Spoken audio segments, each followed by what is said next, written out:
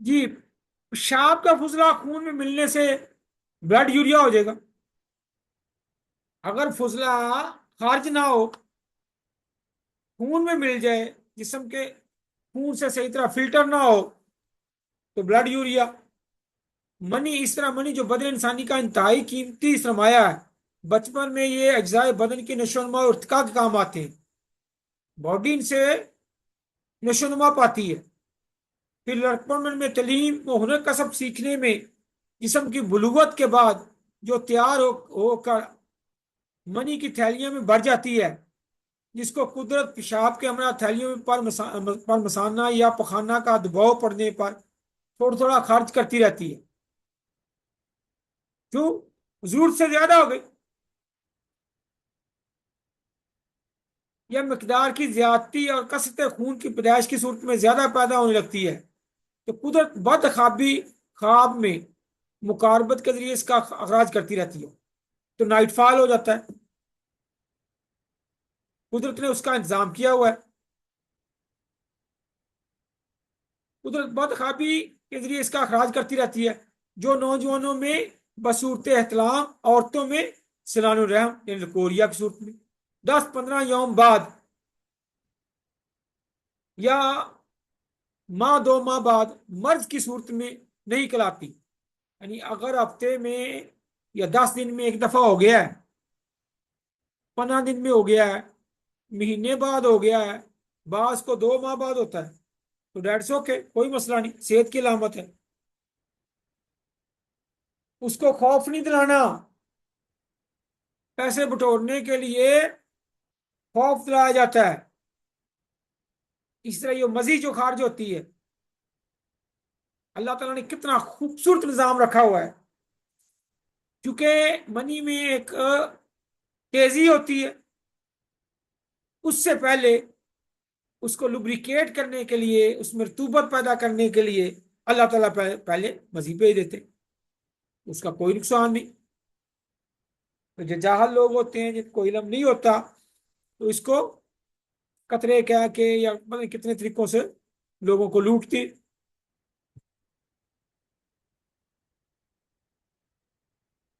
तो नॉर्मेलिटीज का जानना इलम है।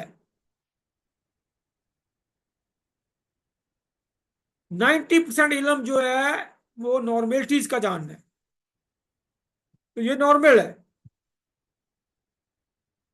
15 यौम बाद, महीने बाद, 10 दिन के बाद भी कोई नुकसान नहीं। कोई डर पैदा ना करें।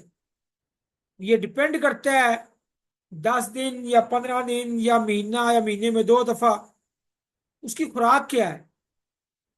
अगर चटपटी इस तरह की चीजें ज्यादा खाएंगे, मुरगन चीजें, तो जल्दी हो जाएगा। अगर मुरगन चीजें नहीं, उसका पेशा इस तरह का नहीं, या माहौल इस तरह का नहीं, तो उससे भी फिर 2-2 महीने हो जाएगा।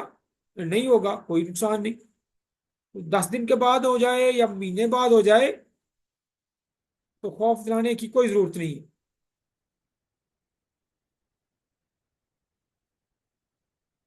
ठीक हो गया जी। जबकि इसकी तकमील के बाद इस कीमती मादे का जिस्म इंसानी रुकना इंतहाई नुकसान और सेहत और तंदुरुस्ती का मौजब है। ऐसा ना होना, सिलानुर रहम ना हो 10-15 दिन के बाद, महीने के बाद, 2 माह के बाद भी एहतलाम ना हो नौजवानों को, तो ये नुकसानदेह है। रुकना इंतहाई नुकसान, सेहत और तंदुरुस्ती का मौजब और बीमारियां लाख होने का एहतमाल है। इसलिए बलूगत पर निकाह की ताकीद है, वरना कंवारे मर्दों औरतों की सेहत खराब रहती है। जब बालग हो जाएं तो उनका निकाह कर दें। क्यों? ये जो रतूबते हैं, ये अपने असल तभी फेल के साथ अखराज पाएं। अगर अखराज नहीं पाएंगी तो नुकसान होगा। अगर ना हो निकाह जल्दी बलूगत का, फिर रोजे रखें। अगर रोजे नहीं रखेंगे, चेहरे पर बुरबुराहट और खमीर उठा हुआ बदनमा मालूम होता है। तो इससे क्या पता चला, जिस मरीज का, जिस नौजवान का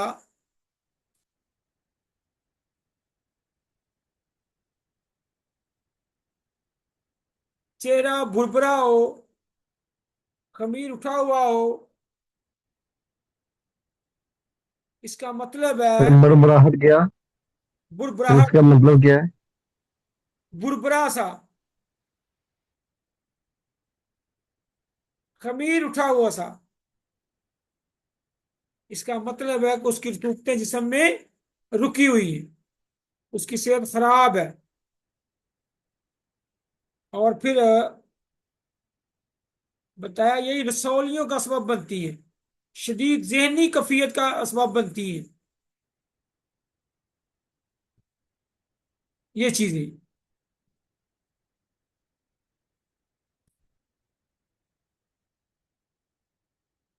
ये आपने सफा नंबर 14 पढ़ना है।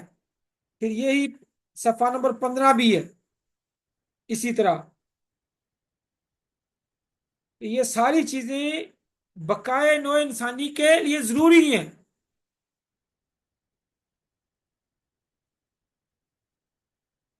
तो इन फजलात का जिस्म की से अखराज पाना सेहत है, तंदुरुस्ती है,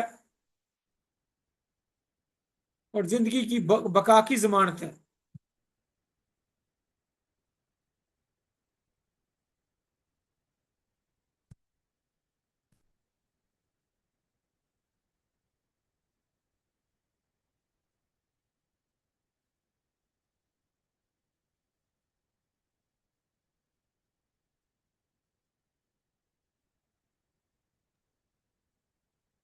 अस्सलाम वालेकुम सर।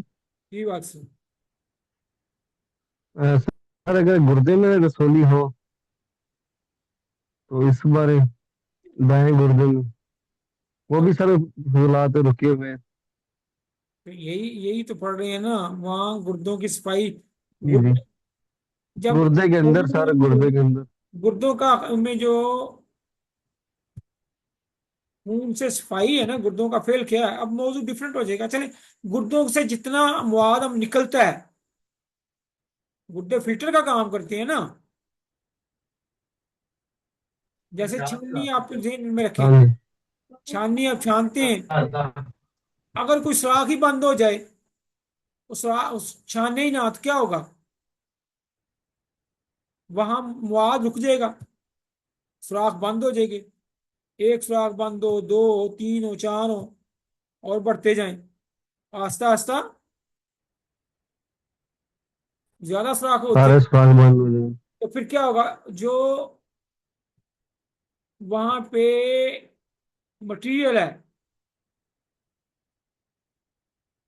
वो वहां रुक जाएगा, और वो वहां रुका हुआ जो है ना, वो फिर पथरी का सबब और रसौलियों का सबब बनेगा। ये पढ़े आगे, ये भी यही पढ़ना था हमने, वो पेज आ गया। ये पेज या 15 नंबर थी। इससे थोड़ा ऊपर भी है कुछ चीजें, वो वो हज़रत ईसा अलैहिस्सलाम की मिसाल है उसमें दी हुई। आका करीम सल्लल्लाहु अलैहि वसल्लम ने शादियां की, 4 शादियों की में इजाजत मिली, ये फितरत के मुताबिक है तो मिली ना। ये ये जिंदगी है, ये जज्बात एहसासात, इनका अखराज पाना, ये सेहत है। अच्छा, तो इसके एंड पे पेज पे 15 पे आगे, सो बात हो रही थी फजलात जिस्म की। ये बरास, बोल, मनी, मजी, वजी, खून, पीप, आंसू, पसीना, मैल, गिद, थूक, रीठ, दूध, हैज, नफाज वगैरह 12-14 किस्म के फजलात हैं, जिनका अपने अपने तभी रास्तों से अखराज पाते रहना इंसानी सेहत के लिए बहुत जरूरी है। रोकना सेहत इतना नहीं, रुकना, अखराज ना पाना, यह बीमारी है। इनका अखराज पाना सेहत है, और सेहत अखराज होना जरूरी है, मस्ट है। इनको जरूर खारिज होना चाहिए। पसीना आना चाहिए, पेशाब आना चाहिए, बराज आना चाहिए। जिस तरह पेट से बराज का निकलना जरूरी है, बोल का निकलना जरूरी है, पेशाब का, इस तरह मनी मजी वजी खून पीप आंसुओं का निकलना भी जरूरी है। ठीक हो गया जी। हैज नफाज वगैरह 12-14 किस्म के फजलात हैं जिनका अपने अपने तभी रास्तों से अखराज पाते रहना इंसानी सेहत के लिए बहुत जरूरी है। अगर इनमें से कोई एक रुक जाए या गैर तभी रास्ते से अखराज पाए तो बीमारी कहलाता है। अखराज ना पाना बीमारी है, या अपने असल मुकाम से ना खारिज होना बीमारी है। जैसे किसी मवाद का किसी जौफ या खला में इकट्ठे होकर मुतबहर होना, हो जाना पथरी कहलाता है। ठोस हो जाना, सख्त हो जाना, वो पथरी है। पथरी को बाहर से पत्थर नहीं होता, वो फुजला ही रुका होता है। जिसका बाहर निकलना जरूरी था वो नहीं निकलता, पथरी बन गया। या मुतफन हो जाना, मुतफन हो गया तो बुखार हो गया, इन्फेक्शन हो गया। री और बुखार की सूरत अख्तियार कर लेता है। मुतफन हो गया तो उससे री बनेगी, री से दर्दें हो जाएंगी, बुखार भी इससे होगा। कम मिकदार की रात से पीप या किरम जरासीम पैदा हो जाते हैं। ये हेपेटाइटिस वायरस, जितने ये आपका एच प्लोरी, जितने वायरस पैदा होते हैं, ये कहां से आते हैं? कम मिकदार की उनको हरारत मिलती है, पूरी हरारत नहीं मिलती।